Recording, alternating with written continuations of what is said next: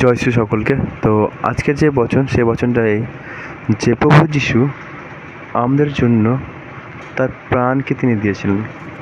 কেন দিয়েছিলেন? তো আমি আজকে বলতে যাচ্ছি যে প্রভু যীশু সকলের পাপকে তিনি ঘাড়ে নিয়ে তিনি মারা গিয়েছিলেন। কেননা বচন লেখা আছে, এমন একজন নিষ্পাপ বলির প্রয়োজন যার কারণে সকলের পাপ থেকে পরিত্রাণ হতে পারে। সে প্রভু যীশু সে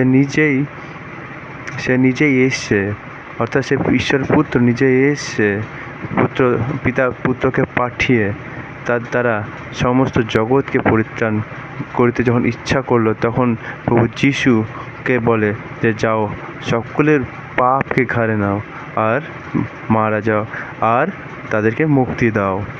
তো সেই কারণে প্রভু যীশু পৃথিবীতে এসেছিলেন, আর প্রভু যীশু আসার পরে তিনি আমাদের পাপকে ঘাড়ে নেন, আর ঘাড়ে নেওয়ার কারণে তিনি মারা যান, আবার 3 দিন পরে আবার তিনি জীবিত হন। তো যারা এই বচনকে বিশ্বাস করবে, আমি বিশ্বাস করি তাদের জীবন বদলে যাবে, আর তাদের জন্য ঈশ্বর স্বর্গরাজ্যে স্থান দেবেন।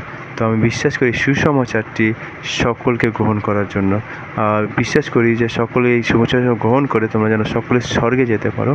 তো অবশ্যই এই প্রভু যীশুকে তোমরা বিশ্বাস করো মন থেকে।